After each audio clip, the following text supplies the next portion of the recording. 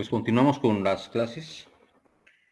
En esta ocasión vamos a ver el tema de TCE o traumatismo craneoencefálico. Un tema que se ve pues muy frecuentemente en urgencias, en los sitios de atención médica, centros de salud. Realmente es un tema muy frecuente y es importante que lo tengamos entendido.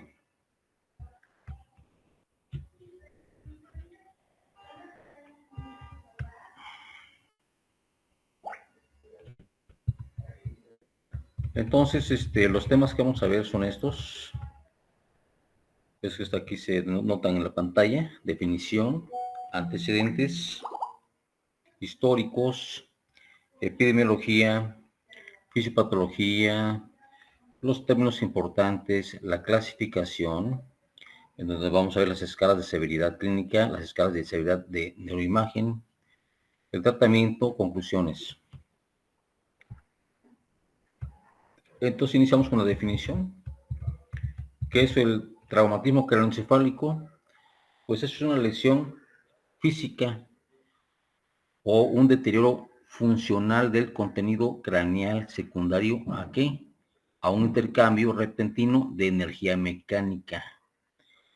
Pues cuando hay una energía, ¿sí?, alterada, cuando hay una energía que súbitamente se altera, nos va a llevar a una lesión del contenido del cráneo o de la bóveda craneal junto con su contenido.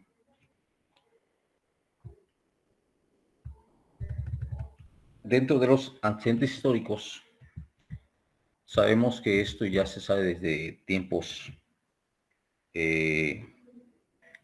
muy atrás. Ya no son nuestros antepasados, ya sean trepanaciones, ya sean cirugías de cráneo. Sí, esto no es nuevo.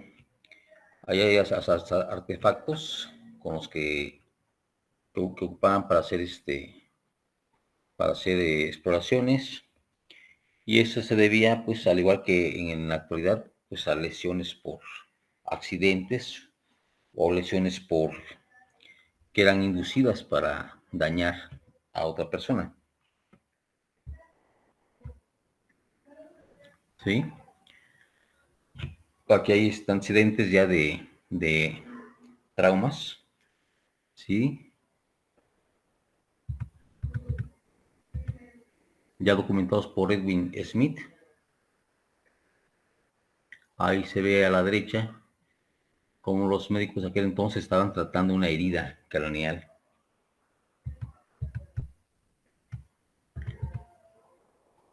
Más antecedentes, ¿sí? Aquí dice que este personaje fue el primero en utilizar el término contusión y aconsejaba la cirugía para las heridas penetrantes del cráneo y levantar las fracturas deprimidas, como hoy en día, cuando tenemos un hueso hundido, pues se lleva a cabo el levantamiento de hueso. O cuando hay una fractura expuesta, pues hay que tratarla. O cuando hay una fractura cerrada, pues hay que trepanar, hay que abrir, ¿verdad? Y eso ya se aconsejaba desde aquellos entonces, aquellos ayeres.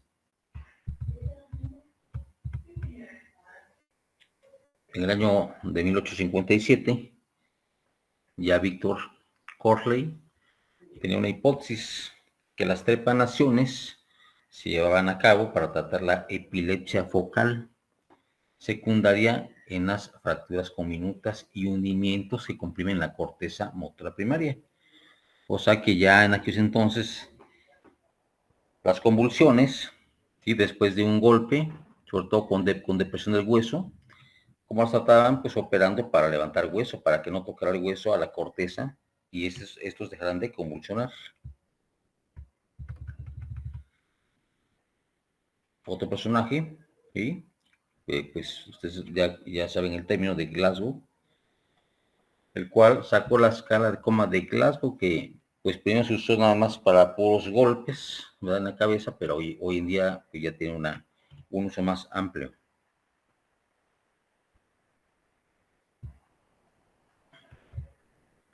Epidemiológicamente hablando, el trauma craneoencefálico es la primera causa de muerte. Esto es en Estados Unidos, ¿sí? Primera causa de muerte entre personas de 1 a 45 años. Constituye la principal causa de incapacidad severa y muerte en pacientes en los años más productivos de su vida. Pues por los riesgos del trabajo, ¿sí? Por la actividad física, por donde te desempeñas. Entonces, por todo ello, pues son factores de riesgo para tener un traumatismo craneoencefálico. La incidencia del traumatismo craneoencefálico se da más entre los años de los 0 a los 4 años. ¿Por qué? Pues porque los niños están en búsqueda de su mundo, entonces sufren muchos accidentes craneales. De los 15 a los 24 años, que es la época productiva, ¿verdad? Y en mayores de los 65 años, ¿por qué? Pues porque ya son más vulnerables, ya también tienen un cuerpo más, pues más longevo y se hace propicio para que cualquier tipo de situaciones como caídas, como un tropezón, como un golpe pequeño, pueden causar más daño en ellos.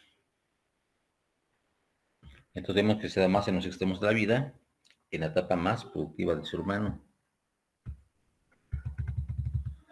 Ahora, de esos pacientes, de los pacientes que sufren un TCE o trauma craneoencefálico, solo 78% son atendidos en el departamento de urgencias.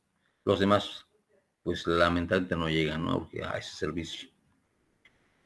De estos, el 19% requieren hospitalización, o sea, que tuvieron un traumatismo pues importante y tienen que quedarse en observación. Y el 3% de estos que llegan son fatales. Y por fatales entendemos que son personas que fallecen, ¿verdad? Fallecen o que quedan en estado de coma por la gravedad del impacto o del trauma. La incidencia es mayor en hombres que en mujeres en relación de 2 a 1. Aquí mencionan que entre menos estatus socioeconómico, mayor riesgo de traumatismo craneoencefálico. ¿Por qué? Pues por lo que comentábamos, en qué te desempeñas, a qué te dedicas, cuál es tu trabajo, te subes a, te subes a las alturas, andas de noche, usas objetos eh, eh, traumáticos, ¿sí? Pues de acuerdo a la actividad física o de acuerdo a lo que hagas, ¿verdad? Estás más expuesto a accidentes que el que está en una oficina sentado, el que está dando clases. Entonces, hay labores que son más riesgosas que otras. Y las caídas son el primer factor de riesgo del traumatismo craneoencefálico. La primera causa, caídas. Vamos con los términos importantes del temario. Entonces, ¿qué es una conmoción? Dice, es el intercambio de energía súbito que produce un efecto neurológico, funcional, transitorio y reversible. A veces llega el paciente con sus familiares y comentan de forma alarmante que el paciente pues se cayó y que en su caída pues se desmayó, que perdió el sentido, el estado de alerta. Siempre preguntamos cuánto tiempo perdió el estado de alerta. Y dicen, no, pues fue rápido, fue fugaz, 30 segundos, 1 minuto, 2 minutos. Entonces, pero luego recuperó y no tuvo ningún problema, no vomitó, reconoció, o sea, fue una conmoción cerebral. Y ahí lo que hace el cerebro es que se desconecta para autoprotegerse, ¿sí? Pero aquí lo importante es que es un efecto neurológico funcional, transitorio y reversible. Es una conmoción cerebral. Y si eso hizo, pues está bien, se protegió. Ahora, una contusión es un trauma directo del tejido cerebral sin interrupción de su estructura. O sea, una contusión cerebral, ya el efecto de la atracción de energía es más importante de tal manera que aquí sí hubo un trauma directo al tejido del cerebro, ¿sí? Que no interrumpió su estructura, bueno, pero sí una lesión ya al tejido, ¿sí? Ya fue por continuidad de la energía del hueso hacia el tejido cerebral, que puede ser cerrado o puede ser abierto, pero no causó una interrupción de su estructura. Es una contusión cerebral que también va por grados. Vamos a lo comentamos sobre la conmoción cerebral que puede ser reversible, transitoria. Los signos clínicos característicos son la abolición inmediata del conocimiento o del estado de alerta, supresión de los reflejos con caída al suelo si el sujeto está de pie en un periodo breve de taquicardia. Después de un periodo variable, el paciente empieza a moverse, abre los ojos pero no ve, ¿sí? No se forman memorias durante este periodo. El paciente incluso entabla conversaciones que después no recordará, o sea que el paciente, lo que pasó aquí es que hizo una conmoción y generalmente es menor a 5 minutos la pérdida del estado de alerta. La duración del periodo amnésico, en particular anterógrado, es el índice más digno de confianza de la grave lesión. Entonces, si te dice que duró menos de 5 minutos, incluso hay gente que cuenta el tiempo, duró 2 minutos y medio, 3 minutos, pues da certeza de que no es nada grave. Sobre todo si el paciente después de despertar, ¿sí?, de su inconsciencia, no tiene ninguna alteración y habla con congruencia y no está desorientado y no tiene una convulsión, y entonces eso da certeza que está el paciente bien, que no va a haber ningún tipo de problema. Sin embargo, si dudamos, pues hay que observarlo. ¿Cuál es la fisiopatología del traumatismo craneoencefálico? Bueno, aquí ya cuando hay un trauma craneoencefálico importante y hay un daño progresivo. Aquí vemos que cuando hay un traumatismo, eso va a causar una lesión biomecánica, ¿sí? Va a causar una lesión inicial, la cual va a dar lugar a una lesión primaria. Ahora, si esa lesión biomecánica es más importante, causar un daño secundario.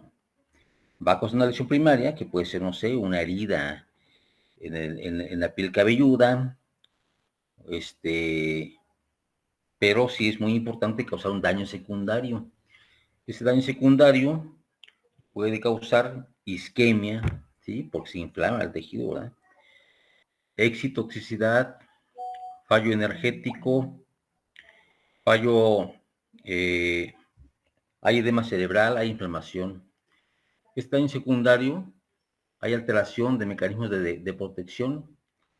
Esto va a causar alteración de la autorregulación. Acuérdense que la autorregulación eh, es por medio de la sangre, por medio de líquido cerebroraquídeo y del tejido cerebral.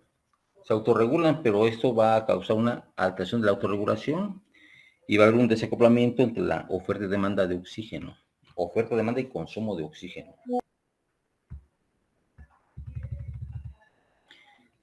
Entonces la lesión primaria, ¿sí?, va a ser un daño directo causado por la transferencia de energía de un objeto al cráneo, como se ve en la imagen. Ahí se ve un bat que está dándole un golpe directo en la zona frontal que el cráneo. Y aunque no haya una fractura, pero esa energía sí se puede transmitir a la estructura cerebral y causar una contusión importante con todo lo que vimos allá de la progresión del trauma. Puede haber una contusión cortical, o sea, de la corteza, laceración cerebral, que aunque no sea abierta, se puede lacerar por la continuación energética o daño a través de energía. Puede llegar a fractura de cráneo o de bóveda craneana. Puede llegar a ser una lesión axonal, ¿sí? Una contusión del tallo cerebral, así de cuando es tan fuerte el paso de energía, puede llegar hasta el tallo cerebral, y puede haber un desgarro venoso y por consiguiente sangrado. La lesión secundaria, ¿sí? Se desarrolla posterior al daño. Puede haber un hematoma epidural o subdural, edema cerebral, hipoxia o hipoperfusión cerebral, elevación de neurocitocinas y radicales libres, puede haber neuroinfección e hipertensión intracraneana como lesiones secundarias. En la clasificación de trauma de cráneo, puede ser primaria o secundaria. La primera es lesiones de la piel cabelluda, fractura de la base del cráneo, contusiones, hematomas intracraneales, lesión axonal difusa, lesión vascular difusa, lesión de nervios craneanos o lesión de tallo hipoficiario. Y como lesiones secundarias va a haber hipoxia, isquemia, edema, elevación de la presión intracraneana, meningitis, absceso. Pues puede haber lesiones primarias o puede haber lesiones secundarias.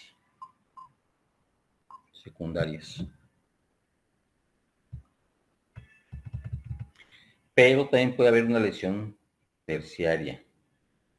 ¿Qué es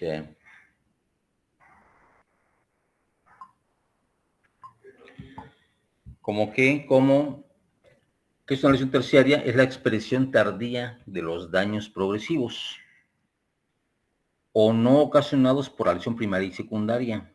O sea que la terciaria va a ser un daño distal o tardío, que sí es por una lesión primaria y secundaria, pero que no se va a presentar de forma inmediata, sino tardíamente, como la necrosis, o sea, la muerte del tejido dañado, o la apoptosis, que es la muerte celular, ¿verdad? La muerte celular de una zona dañada, ¿sí? Puede ser local o puede ser amplia, ¿no? Entonces aquí, ¿qué pasa? Que va a haber una isquemia y va a haber una hipoxia isquemia, o sea que va a haber un flujo cerebral pues muy reducido. Si no hay circulación sanguínea, pues entonces va a haber poco riego sanguíneo y poco oxígeno que se transporta hacia el tejido cerebral, lo cual va a causar aumento del sodio intracelular, ¿sí? Y si causa un aumento del sodio intracelular, va a causar una despolarización neuronal. La hipoxia isquémica va a llevar a un incremento del potasio extracelular, por cuando está en tejido, suelta potasio. Y suelta potasio, pues va a haber también a causar edema. Ahora, la hipoxia isquemia va a haber un incremento, ¿sí?, del adesín difosfato y del lactato. Esto va a causar que haya mayor calcio intracelular, lo cual también se va a incrementar con el incremento del potasio extracelular.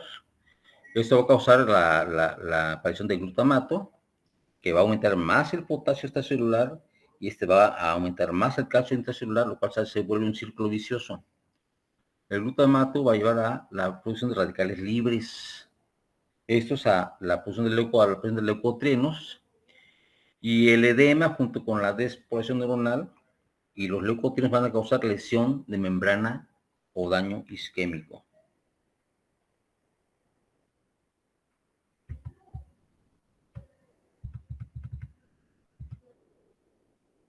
Entonces va a haber aquí en la isquemia hipoxia un descenso del flujo sanguíneo cerebral y de sus sustratos, oxígeno y nutrientes.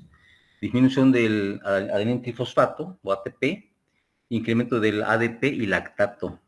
Esto va a ocasionar un incremento de calcio intracelular, como ya lo comentábamos, y a la vez esto va a causar liberación de neurotransmisores y de catecolaminas, glutamato, GABA y opioides. El incremento de calcio intracelular va a causar activación de enzimas, como es la fosfolipasa, las proteasas, las ciclooxigenasas, y esto a la vez va a hacer que se libere la AG, ácido araquidónico, ¿sí?, y las prostaglandinas. Todo eso va a causar fallo en la síntesis proteica, radicales libres de oxígeno, disrupción de membranas y muerte celular.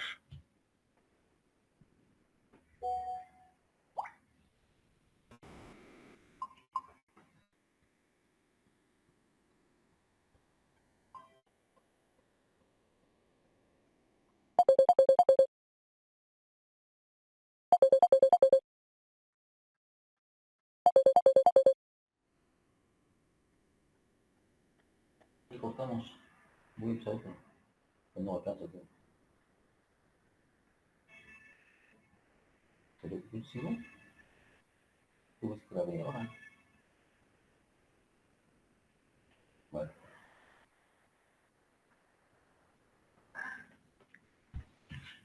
Muy bien. Ok, dentro del temario seguimos con la clasificación, escalas de severidad clínica y las escalas de severidad por neuroimagen. Dentro de las escalas dentro de la clasificación, vamos a ver las escalas de severidad clínica y las escalas de severidad por imagen, ¿sí? Dentro de la clasificación vemos que hay en la A hay una severidad clínica o por imagen, B, la localización y C, el mecanismo.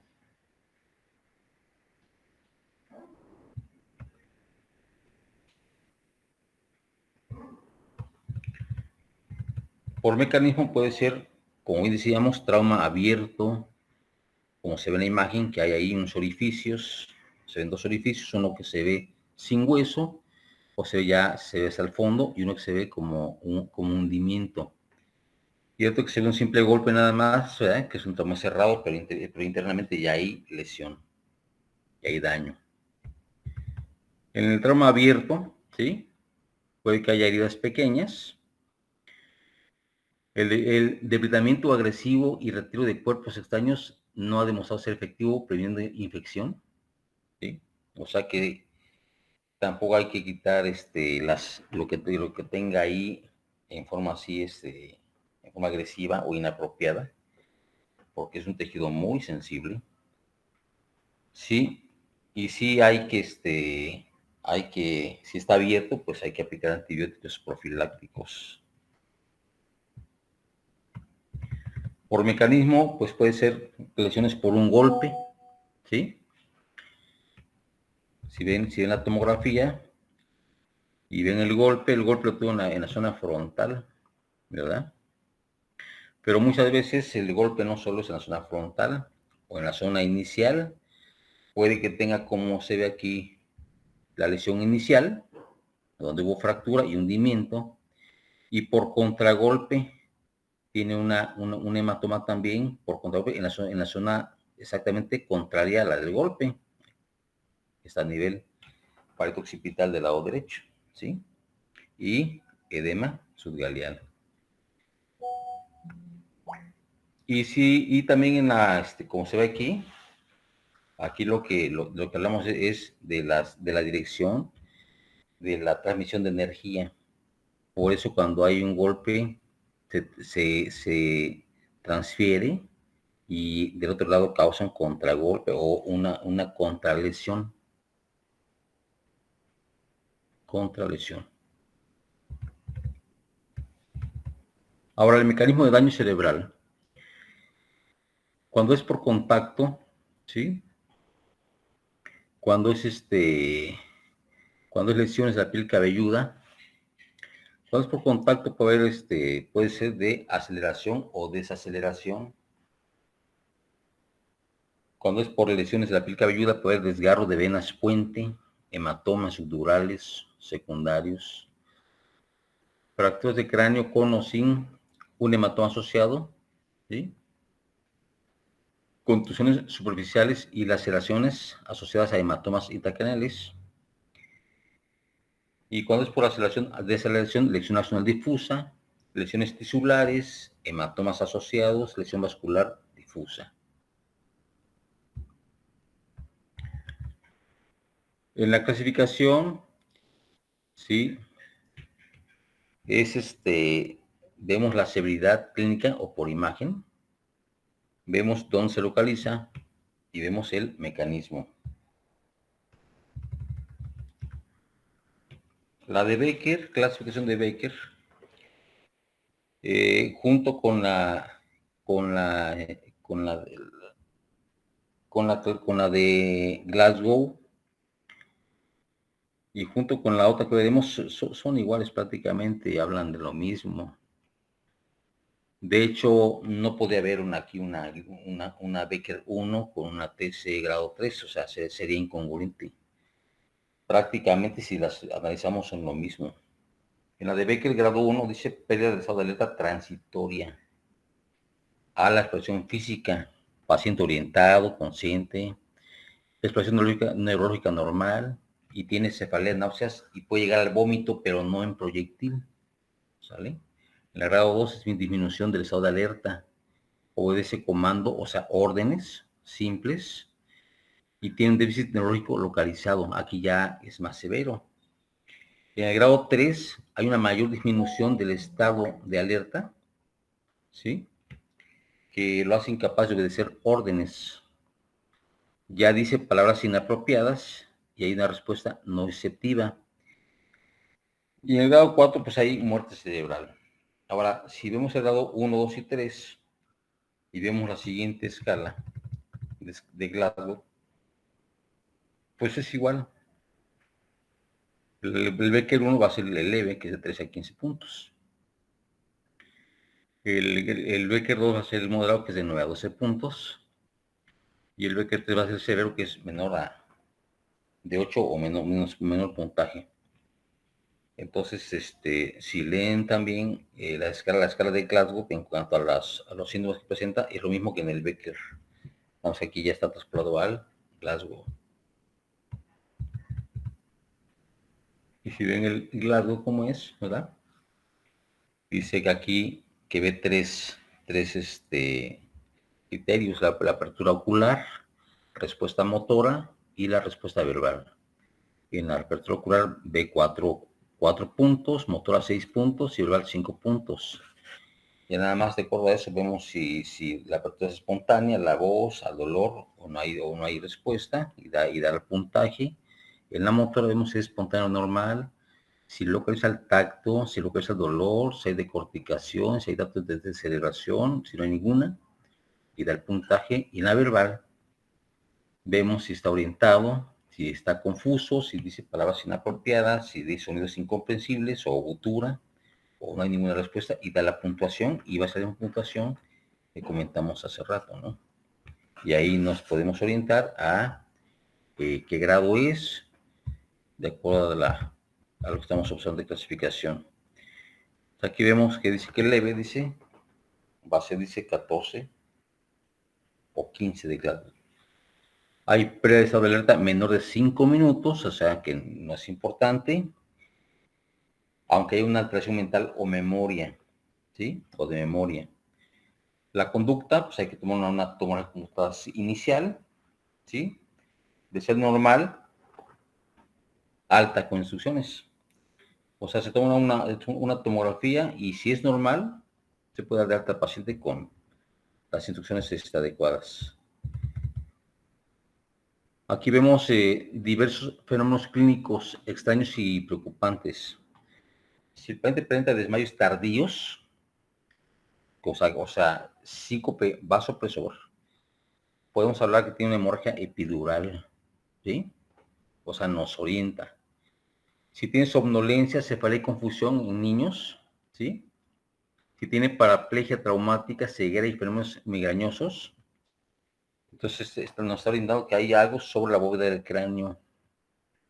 Piernas débiles y adormecidas, su región occipital, ceguera temporal, hemiplegia retrasada en adolescentes es que hay una disección de carótida interna o hematoma epidural o sudural tardío. Pues cualquier alteración, ¿sí?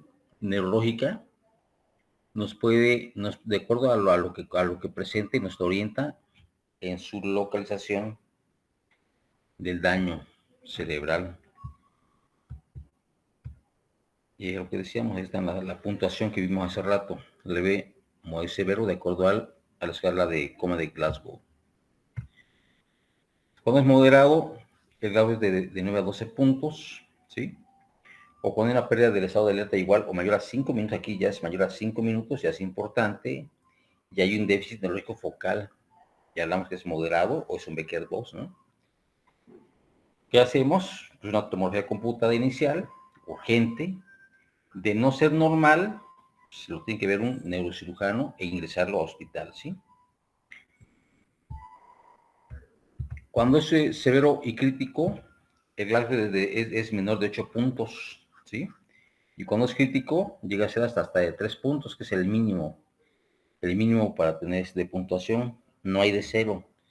Recuerden que cuando no hay respuesta a ninguno de los 3 criterios, de ocular, de verbal o motora, da 1 punto, son 3 puntos como mínimo, cuando es severo o crítico.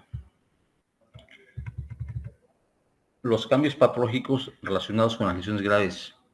Bueno, aquí puede ser que haya hemorragias o que haya lesiones o lesiones. La hemorragia puede ser meningia y puede ser intracerebral. La lesión puede ser por hipoxia o por isquemia, que para el caso puede ser anoxia isquémica o hipóxica isquémica, porque una conlleva a la otra. Si vemos esta ilustración, nos está mostrando aquí cómo aquí hay un hematoma, ¿sí? Que es un epidural, porque hace una morfología, ¿sí? Dice la literatura, en forma de balón de fútbol americano, ¿sí? O en forma de uso. Entonces aquí colapsa, se ve cómo está comprimiendo.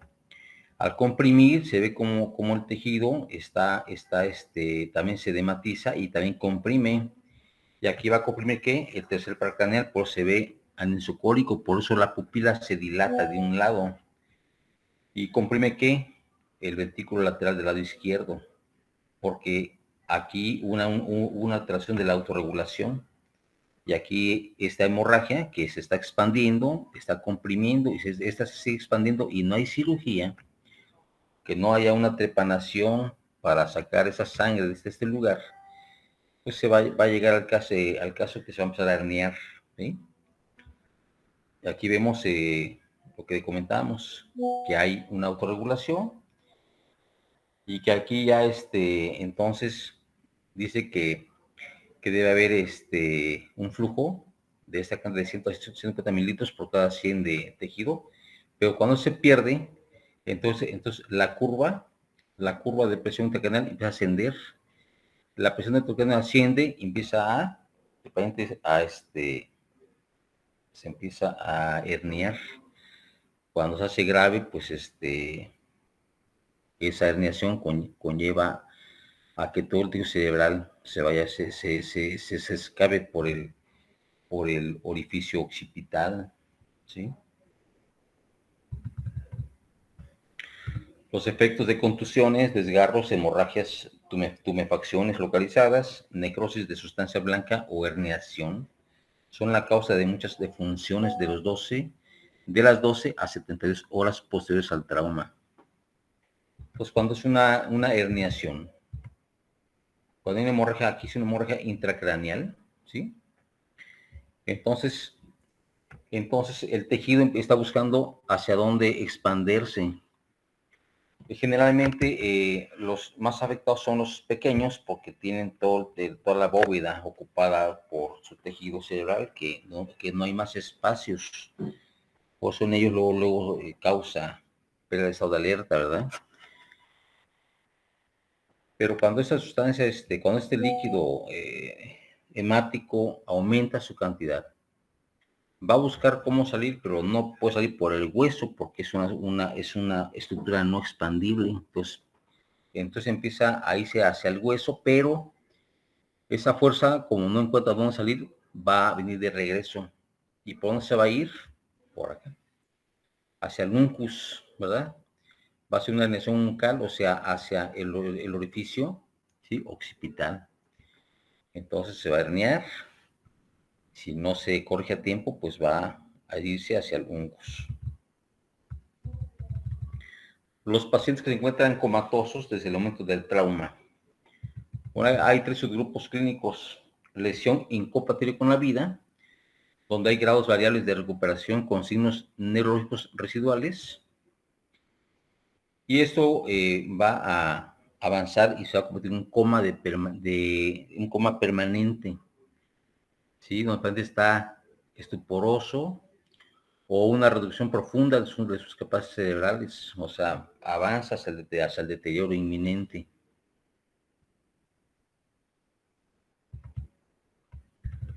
Lesión hipotética con la vida, pues vamos a encontrar clínicamente pupilas dilatadas y fijas, ausencia de movimientos oculares, ausencia de reflejos corneal, ausencia de reflejo tusígeno, respiración con estertores, extremidades flácidas e insuficiencia respiratoria. Una vez que la respiración se detiene y el electroencefalograma se vuelve isoeléctrico, el estado es muerte cerebral. O sea, cuando el paciente tiene un Glasgow una escala de Glasgow de 3 puntos y valoramos sus reflejos y no tiene ningún reflejo de vida, ¿ya? Pupilar, corneal, ciliar, reflejo tusígeno, y le hacemos un electroencefalograma y está isoeléctrico, pues ya tiene datos de muerte, ya tiene una muerte cerebral, ya confirmada con un electroencefalograma. Así que vamos a hacer otro estudio, hacer una tomografía, ¿sí? Sin contraste. Los ven hemorragias pequeñas, lineales o redondas, consecuencia de las fuerzas de rotación que actúan en la porción superior del tallo cerebral y el cuerpo calloso, ¿sí?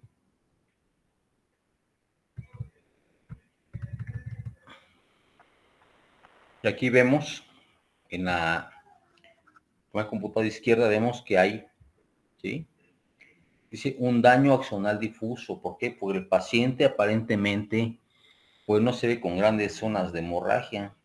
Aunque tiene hemorragia el asta pues del ventículo izquierdo y hemorragias punteadas por contusión cerebral, no se ven grandes hematomas. Sin embargo, el paciente está comatoso y está con los datos que comentamos hace rato, ausencia de reflejos. Entonces aquí esos casos y generalmente se dan en situaciones de desaceleración brusca, en donde se rompen los axones, ¿sí?, neuronales, y el paciente llega a coma y muerte, y con esta imagen, que no se ve tan dramática, sin embargo hubo lesión axonal difusa, ¿sí? No se ven múltiples áreas hemorrágicas en materia blanca, y en la resonancia magnética, contusión en un lóbulo temporal, ¿vale? Entonces aparentemente no se ve muy aparatoso, pero con los datos que vimos hace rato, y esta imagen, y ya con el encefalograma, pues podemos ver que tiene una lesión axonal difusa. Bueno, los pacientes que se encuentran comatosos, desde un trauma también, ¿sí?, dentro de los 3 subgrupos de lesión hipotética con la vida, hay grados variables de recuperación con signos neurológicos residuales.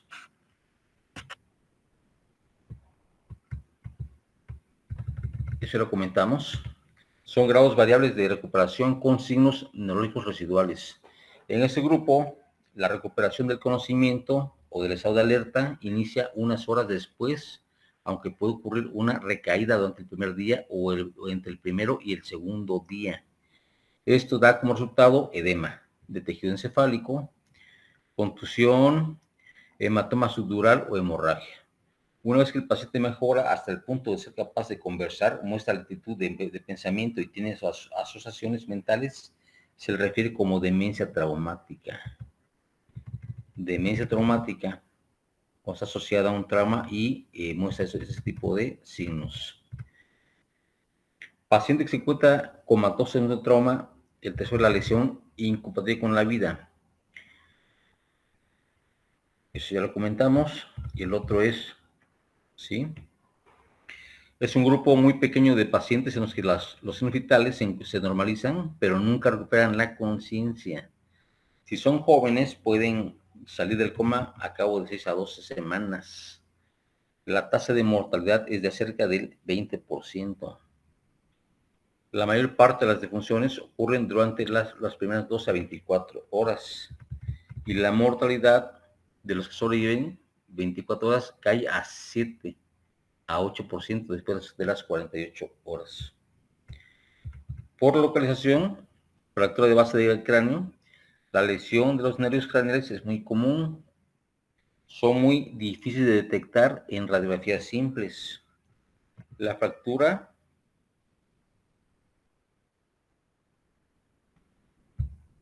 La fractura del peñasco,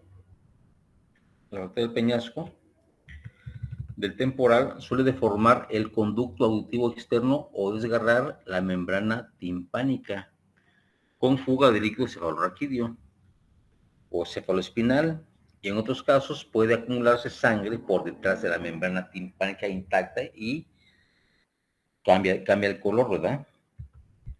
Cambia el color. Si en esa tomografía simple de cráneo, ¿sí? Vemos que en los senos tiene un nivel de sangre. Aquí todo se ve negro, y se ve aquí negro, y se ve un contraste porque esto es líquido. Y se ve un nivel porque eso es hemoceno, ¿sí? Y lo demás, podemos observar que no se ve aparentemente sí, aquí se ve una fractura del lado derecho del occipital. Aquí fractura, y también por acá se ve un trazo de fractura. Pero aquí en el peñasco, no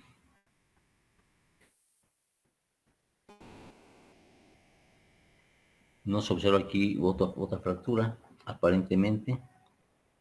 Recuerden que va por planos de profundidad.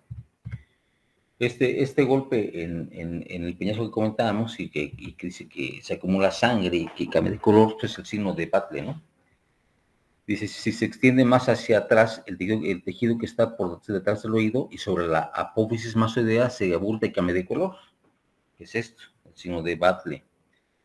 La fractura de la parte anterior de la base del cráneo puede hacer que se fugue sangre hacia los tejidos perioritarios, ¿sí?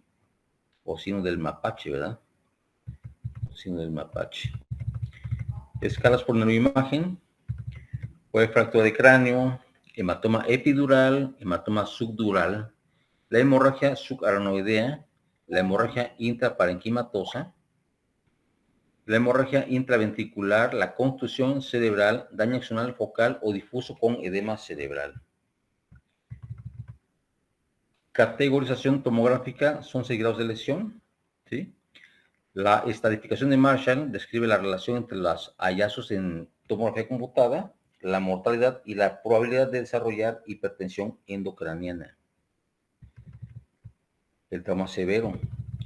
Los componentes de Marshall, de acuerdo a los grados: 1, sin patología visible en la TAC. 2, cisternas presentes con desplazamiento en la línea media mayor de 0 a 5 milímetros, con o sin lesión densa presente. Lesión hiperdensa mayor de 25 centímetros. 3, compresión o ausencia de cisternas con desplazamiento de la media de 0 a 5 milímetros, con o sin lesión densa presente. Lesión hiperdensa mayor a 25 centímetros cúbicos. La cuarta es una desviación de la media mayor a 5 milímetros, lesión hiperdensa y mayor de 25 centímetros cúbicos. La quinta, cualquier lesión evacuada quirúrgicamente. La sexta, lesión hiperdensa o heterogénea mayor a 25 centímetros cúbicos, no evacuada en forma quirúrgica. ¿Sí? Escala de Rotterdam. ¿Sí?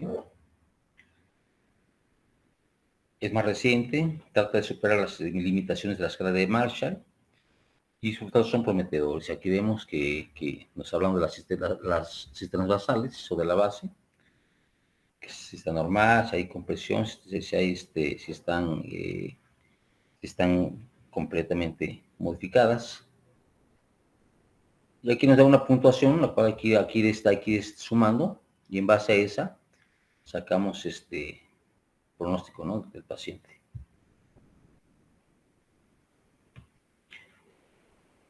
Aquí también estamos viendo aquí cómo hay una lesión, y por medio del ataque vemos los cortes, y ahí vemos que aquí hay una subdural del lado izquierdo, y también de contragolpe hay 2 subdurales, ¿sí?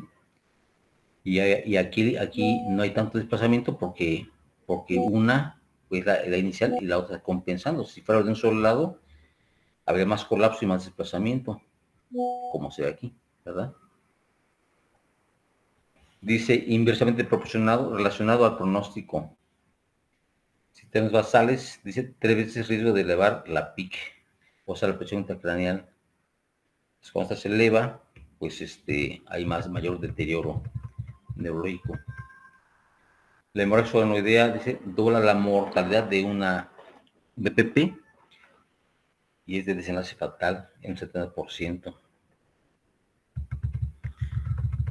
Fractura de cráneo, hematoma epidural, sutural, subaranoideo, intraparenquimatoso, intraventricular, contusión cerebral, daño difuso o edema cerebral.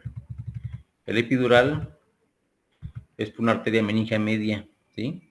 Respiraciones profundas, por se caracteriza, y luego superficiales, pulso lento, incremento concomitante de la presión arterial sistólica, es el efecto de Cushing, y la pupila puede dilatarse del lado del hematoma, o sea, del lado de la lesión. El subdural agudo y crónico es unilateral o bilateral. Hay un intervalo lúcido, breve, entre el golpe en la cabeza y el advenimiento del coma, o sea que está despierto, sí, brevemente, cuando se golpea, despierta y luego vuelve a su estado de inconsciencia. ¿Qué es lo más frecuente? Subdural crónico, la dosis es menos clara en el crónico. Los ancianos es por la toma de anticoagulantes. La confusión, lentitud de pensamiento, apatía y somnolencia a veces con crisis convulsivas. Son signos focales, consisten usualmente en hemiparesia, dilatación de la pupila ipsilateral, o sea, del lado afectado, y un 10% en el contralateral. La hemorragia subaranoidea se puede ocurrir con disrupción de pequeños vasos de la pía, o sea, de la pía madre, y comúnmente ocurre en las cisuras silvianas, ¿sí? Entonces, cuando es subaranoidea, hay disrupción de pequeños vasos, y lo que hace aquí es que la sangre escurre a través de las cisuras. Entonces, hay que aprender a ver el tipo de hemorragias. La intraventricular es cuando hay volúmenes importantes dentro del parénquima, como estos.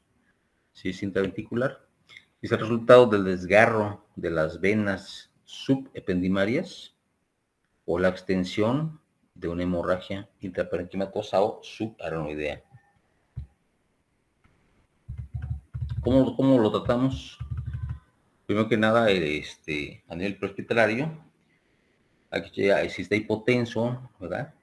Está hipóxico, podemos ver que la presión arterial sistólica sea mayor de 90, la presión arterial de oxígeno sea mayor de 60, porque si no, esto conlleva a más riesgo sobre el pronóstico en un 30 y en 50 respectivamente.